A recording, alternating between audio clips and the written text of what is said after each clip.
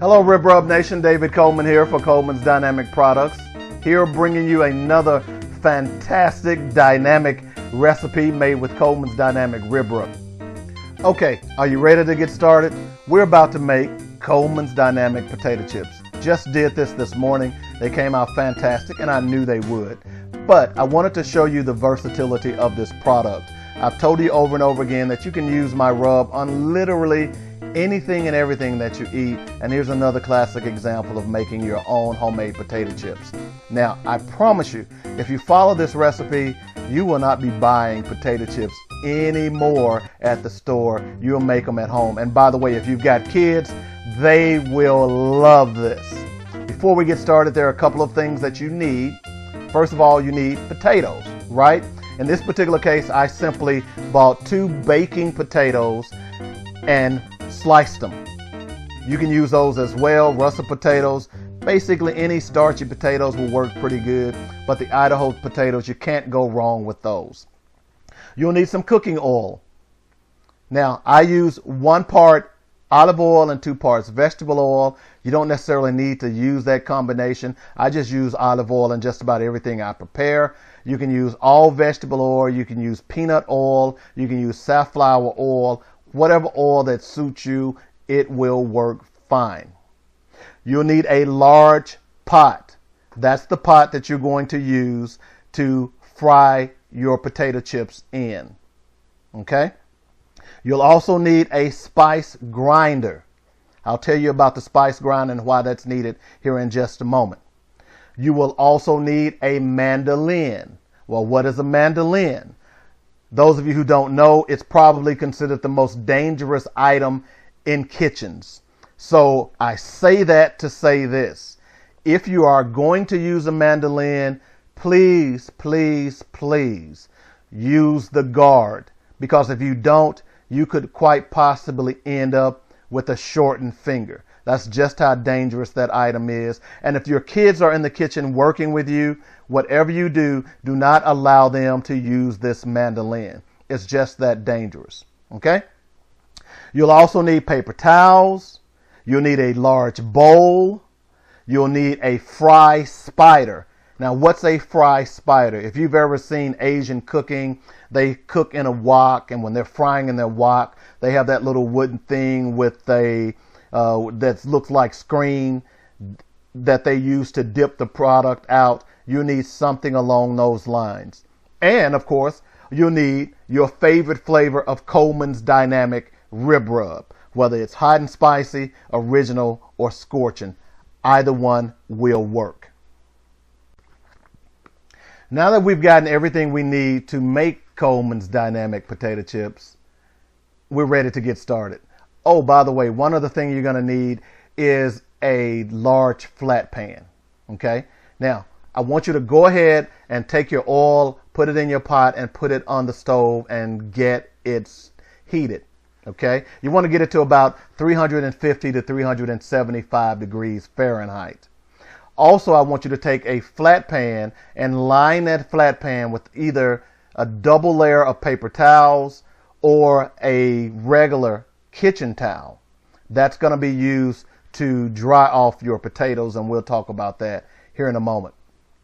Next, what I want you to do is take some of the Coleman's Dynamic Rib Rub, put it in your spice grinder, and grind it to powder. Very important. Now, if you don't have a spice grinder, if you've got a food processor or a blender, you can do it in there as well. It'll work just as good. You might want to grind it a little bit more so it'll be pretty powdery if that's a word. But you get what I'm saying, right? Because you want this to be in a powdered form because it will adhere to the potato chips a lot better once they're complete. Next, you need to decide whether or not you want to peel the potatoes or you want to leave the skin on. It's good either way. Obviously, they're a little bit more rustic if you leave the skin on. In this particular case, I did peel the potato, but it really doesn't matter.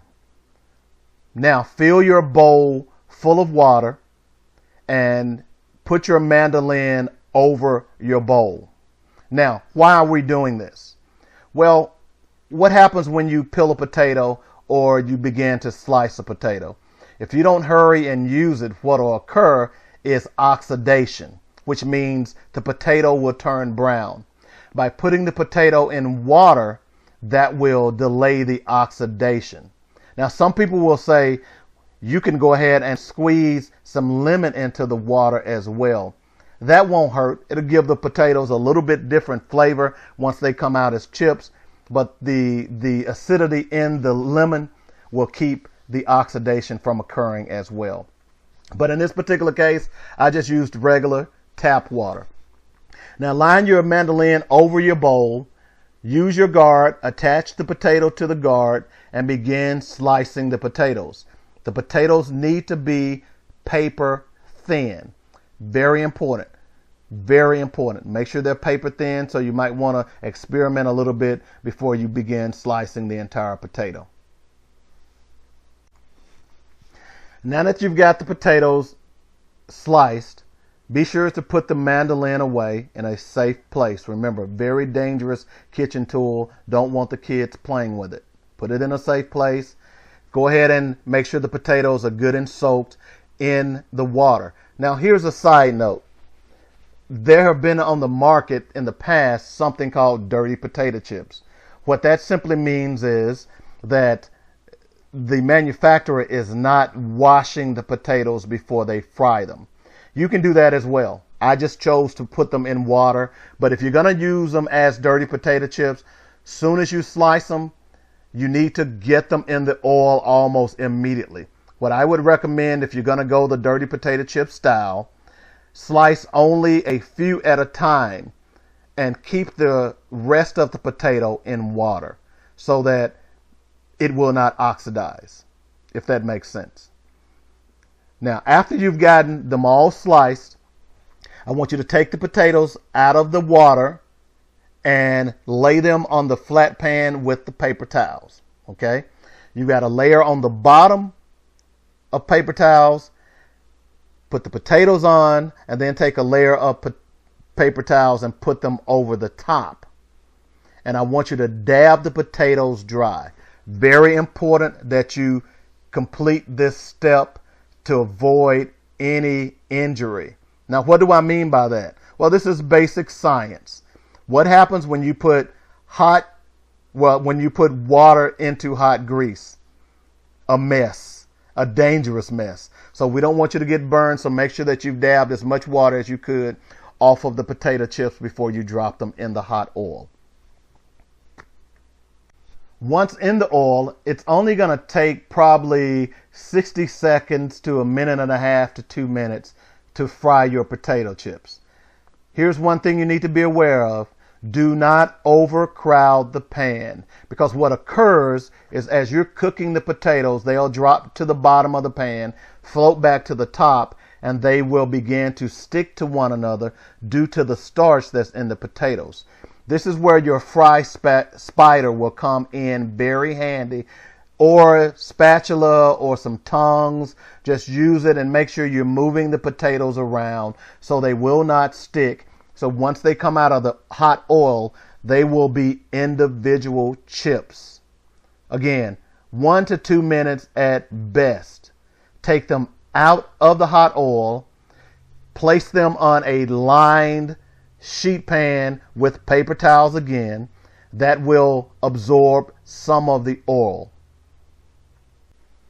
Now, the next thing you'll need, and I should have mentioned this earlier, either a brown paper sack or just one of those plastic sacks that you get from your local market.